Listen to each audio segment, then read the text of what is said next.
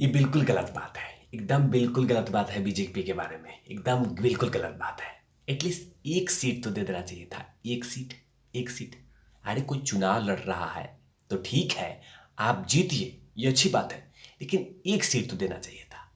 एक seat. BJP वाले आप लोग गलत कर रहे हैं।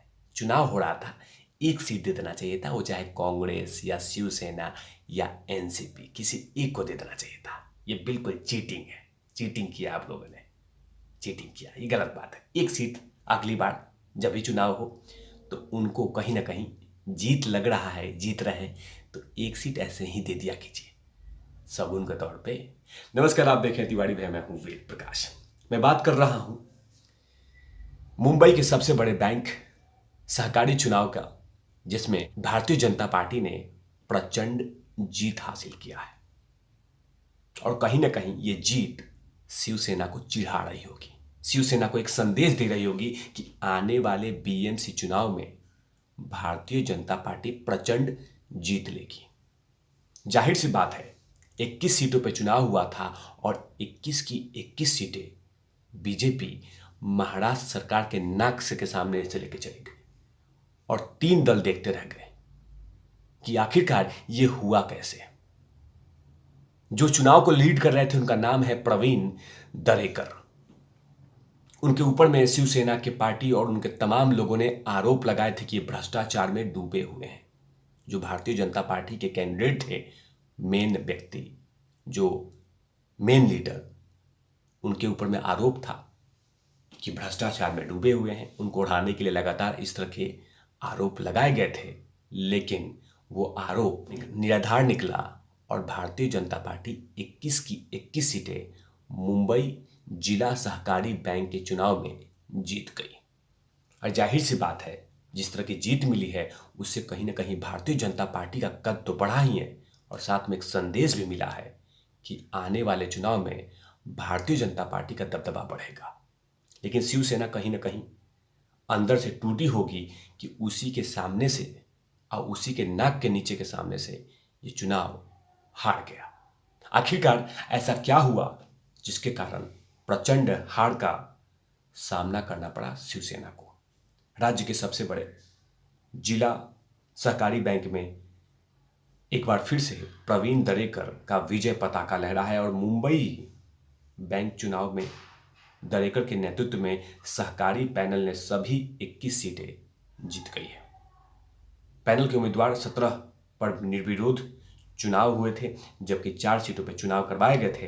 लेकिन जिन सीटों पर चुनाव करवाए गए थे उन तमाम सीटों पर भारतीय जनता पार्टी जीत गई।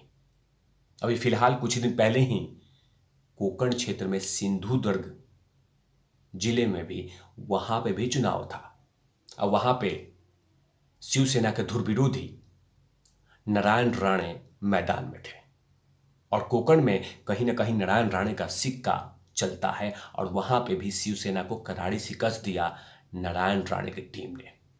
वैसे भी शिवसेना नारायण राणे को पसंद नहीं करती, फूटे आंख समझती नहीं है, इसीलिए उनसे नफरत करती है। और जाहिर सी बात है, जब से इतनी बड़ी जीत मिली है सिंधुदुर्ग जिला सहकारी बैंक में, वो कहीं ना कहीं शिवसेना को एक संदेश तो दे ही दिया है कि आप लोग के आने वाले चुनाव में हार निश्चित है। अभी रिसेंटली में एक चुनाव हुआ था सिंधुदुर्ग में, जहां पे शिवसेना, कांग्रेस, एनसीपी, ये तमाम लोग मिलकर चुनाव लड़ रहे थे।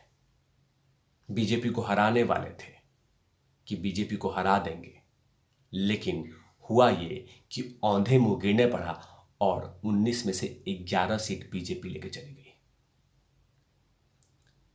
और जब से 11 सीट बीजेपी जीती है, वो कहीं ना कहीं लगातार नारायण राणे शिवसेना को चिढ़ा रहे हैं और साथ में एक संदेश भी दे दिया कि यह कोंकण क्षेत्र है और यहाँ पे मेरा दबदबा चलता है, यहाँ पे मेरा सिक्का चलता है। भले आप कुछ भी हो, लेकिन कोंकण क्षेत्र में नारायण राणे का सिक्का चलता है।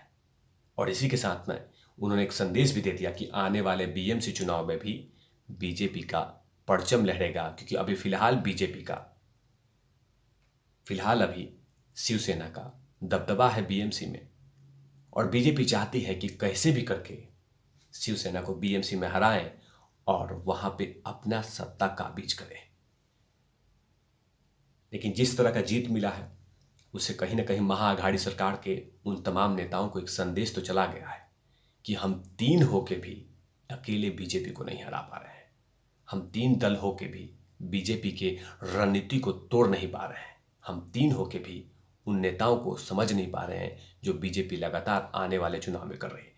क्योंकि लगातार दो शिकस्त बीजेपी ने शिवसेना को दिया है। एक सिंधु दुर्ग इलाके में जहां पे चुनाव था वहां पे 19 सीटें में से 11 सीटें जीती, और यहाँ पे जो दिल्ली, यहाँ पे मतलब कि मुंबई में जो चुनाव हुआ था जिला सहकारी बैंक में, उसमें 21 की 21 सीटें जीत गई।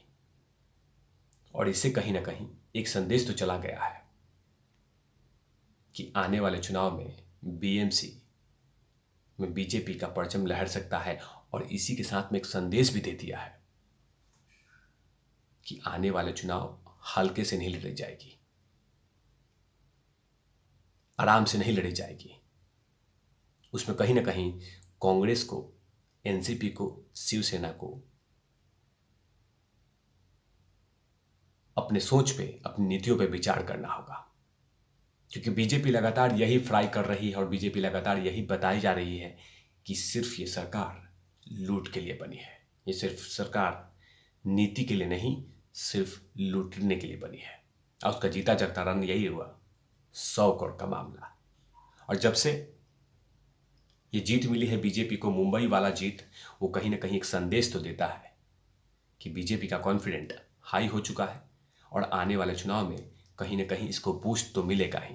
क्योंकि 21 सीट में से 21 सीटें बीजेपी जीती है। आखिरकार ये पूरी रणनीति कैसे बीजेपी जीती और कैसे इस शिवसेना को हार का स्वाद चखाया। राज्य के सबसे बड़े मुंबई के जिला सहकारी बैंक पर एक बार फिर से प्रवीण दरेकर का विजय पताका लहरा है। मुंबई बैंक चुनाव में दरेकर के नेतृत्व में सहकारी बैंक ने सभी 21 सीटें दाखिल की है। पैनल के उम्मीदवार 17 निर्विरोध चुने गए थे, जबकि 4 सीटों पर चुनाव हुए और वहां पे भी बीजेपी जीत गई। अब कहीं ना कहीं उद्धव ठाकरे जी को ये विचार करना होगा और ये सोचने पर मजबूर कर देगा ये दो हार, एक सिंधु दुर्ग इलाके में और एक मुंबई में स्थित सबसे बड़े जिला बैंक का। ये दो चुनाव जो शिवसेना हारी है, जो कांग्रेस हारी है, जो एनसीपी हारी है, वो कहीं ना कहीं सोचने पर मजबूर कर देगा कि आने वाला चुनाव बीएमसी का हल्का नहीं होगा। और इस जीत से भारतीय जनता पार्टी को कहीं ना कहीं किसी न किसी तरीके से बूस्ट तो मिलेगा ही। जाहिर सी बात है कि मुंबई में शिवसेना का एक दबदबा है, शिवसेना का एक अलग रुतबा है, और उसी के सामने से अगर भारतीय जनता पार्टी चुनाव जीतती है तो कहीं ना कहीं भारतीय जनता पार्टी के मोराल तो ऊपर होगा ही, लेकिन शिवसेना का मोराल नीचे होगा। और शिवसेना नहीं चाहती कि मुंबई में बीएमसी में बीजेपी सत्ता में काबिज हो। लेकिन बीजेपी लगातार मेहनत कर रही है और इस महाअघाड़ी सरकार को एक संदेश दे रही है कि जो आप लोग की सरकार बनी है वो नीति के लिए नहीं, सिर्फ लूटने के लिए बनी है, भ्रष्टाचार के लिए बनी है। और इसको कहीं ना कहीं देश की जनता जनार्दन तक पहुंचाने में बीजेपी सफल होते हुए नजर आ रही। तभी तो लगातार 2 झटके महाराष्ट्र में शिवसेना को मिला है। पहला नारायण राणे ने अपने ही क्षेत्र में दिए, और दूसरा मुंबई में, जहां पे शिवसेना के मंत्री हैं, शिवसेना के मुख्यमंत्री हैं और शिवसेना के विधायक हैं, शिवसेना के सांसद हैं, और उन्हीं के सामने में बीजेपी जीतती है तो कहीं ना कहीं उनके सोच पे चोट तो पहुंची है। और जो बीजेपी ने दिया है उससे सोचने पर मजबूर हो जाएगा शिवसेना कि आखिरकार ये हुआ क्या। तब तक के लिए आप देखते रहिए तिवारी भाई, मैं हूं वेद प्रकाश कैमरामैन ध्रुव लाठी के साथ। Over not लविस।